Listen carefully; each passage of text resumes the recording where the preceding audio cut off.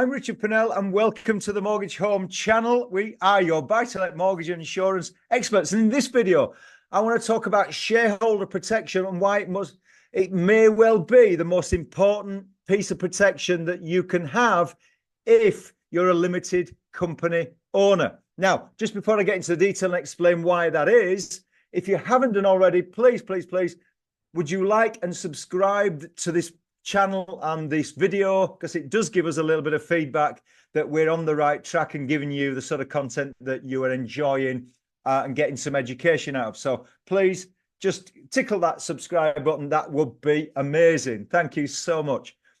Okay, let's get into the detail of the shareholder protection. What is it? Why should you care? And what's the benefit? So, as the first bullet point says, it protects you as a shareholder if the worst happens. Now, what do I mean by that and how does it protect you? And the best way to describe that is to paint a scenario. So let's say that you and I come into business together. Now, it's normally known as a joint venture, isn't it? We come together as two individuals for a certain purpose. That might be to buy a small number, maybe build a portfolio of properties. And the reasons we come together are varied, but tend to be one of three things: that between us, we've got the expertise, or we've got time, or we've got money, or that combination. And between us, we're covering all those bases. So we come together as this joint venture to buy property. Now, I would also add that this type of protection is really, really valuable outside of property. So if you're a limited company owner, that again, you've got a business partner that we come together, you've set up a limited company, and it's nothing to do with property. So this isn't property specific, but it lends itself to joint ventures when you set up a limited company for the purpose of building and accelerating your property journey. Now, the split of shareholding is irrelevant. It doesn't matter whether we've got 50-50, 60-40. That's not important. But let's say you and I come together to buy a number of buy-to-let properties. And let's say, for argument's sake, we do go 50-50. And it's going really well. We bought one, we bought two, we bought three properties. We both put deposits in there. So the equity is now starting to build up in those properties. There's profit coming through on those properties. And let's say we're keeping it in the limited company because we don't need to pull it out as yet. So the value of the shares is also growing. So let's say three properties in with the equity and the retained profit. There's, I'm going to say, for argument's sake, £500,000 in there. So if we're 50-50 shareholders, that means that those shares are worth around £250,000 each. Happy days, all going swimmingly well. But of course, we take these policies out for when the worst happens. And the worst is going to happen to me, because one day I step across the road, not look where I'm going, bang, over. I've been squashed. That's it. I'm no longer on this planet. So now you are left with your 50% shares. What's happening to the other 50% shares? Do they come to you? No, they don't. I want to now introduce you to your new business partner. Now, this is my grieving wife, Gillian. She's now the 50% shareholder, because the shares will go to whatever you've said in your will. And usually if you've got a spouse partner, then the shares are going to go to that individual. So your wife is now your new business partner. Now, for those that know Gillian, she's got a lot of great attributes. She's got a lot of skills, but not property. That's never been her interest. It's never been her passion.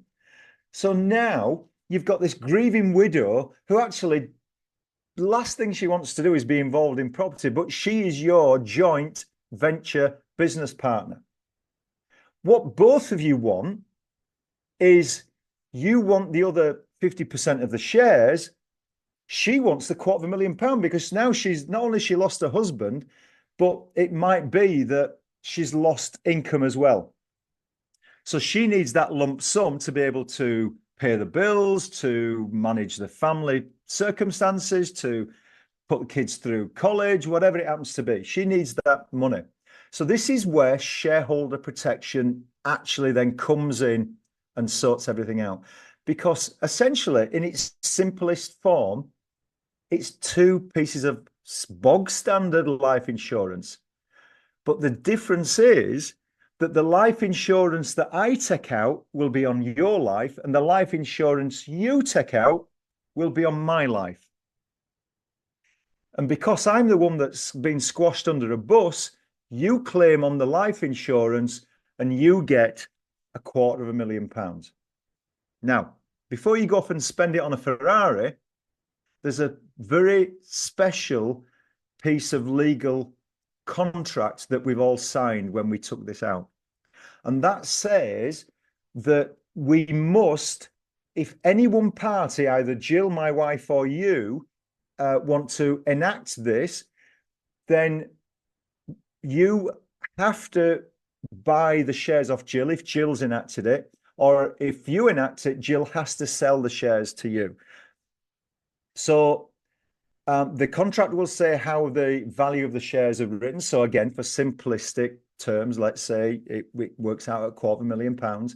So Jill sells the shares to you for £250,000 and Jill gets the money.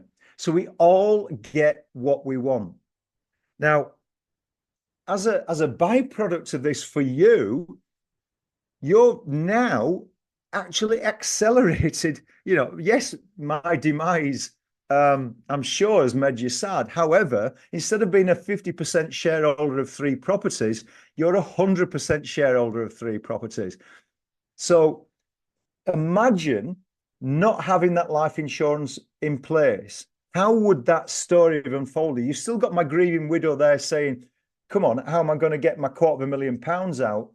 Unless you happen to have £250,000 in savings elsewhere, I suspect you're going to have to sell those properties to release the equity, at least 2 of the properties, to be able to pay Gillian out. So without the insurance in place, your property journey has taken a massive hit and gone backwards significantly. It might even be terminal. It might put you off from continuing on that track. But with the policies in place, it's actually accelerated you. It's a bit like snakes and ladders. Instead of going down the snake and back to the beginning, you've gone up a ladder and you've gone up 3, 4, 5 rows closer to your ultimate goal. So, and just before you're thinking, yeah, but how much are these costing? Well, £250,000 of life cover for someone that's healthy. Look, of course, if you've riddled with medical conditions and you've been poorly for years and you've suffered, of course, the premiums are going to be a little bit higher. But if you've been reasonably healthy and, you're in your, let's say, 40s, 30s or 40s, I would say £250,000 would be less than £20 a month. And that would be each.